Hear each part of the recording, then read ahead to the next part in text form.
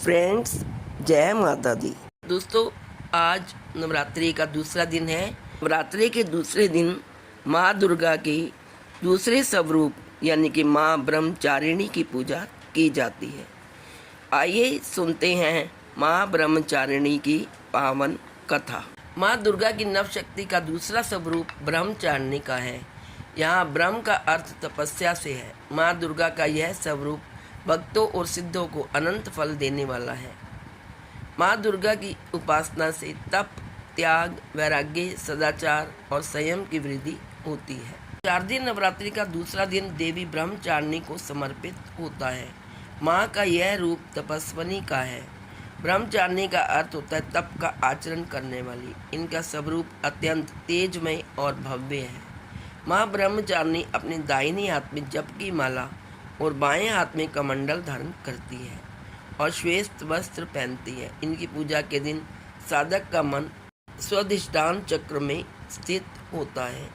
आइए सुनते हैं माँ ब्रह्मचारिणी की कथा। माँ ब्रह्मचारिणी अपने पूर्व जन्म में राजा हिमालय के घर में पुत्री के रूप में जन्म लिया था। तब देव ऋषि नारद के उपदेश से इन्होंने भगवान शंकर को अपने पति के रूप में प्राप्त करने के लिए अत्यंत कठिन तपस्या की थी।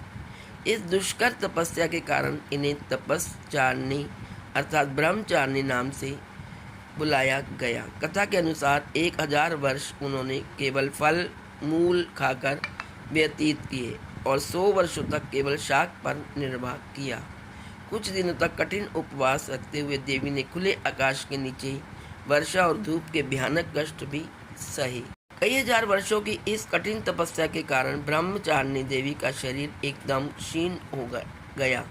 उनकी यह दशा देखकर उनकी माता मैना अत्यंत दुखी हुई और उन्होंने उसे इस कठिन तपस्या से विरक्त करने के लिए आवाज़ दी, उमा।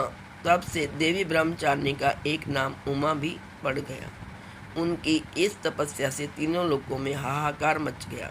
देवता, ऋषि, सिद्धगण, मुनि सभी देवी ब्रह्मचारिणी की इस तपस्या को अभूतपूर्वक पुण्यकृत मानते हुए उनकी सराहना करने लगे।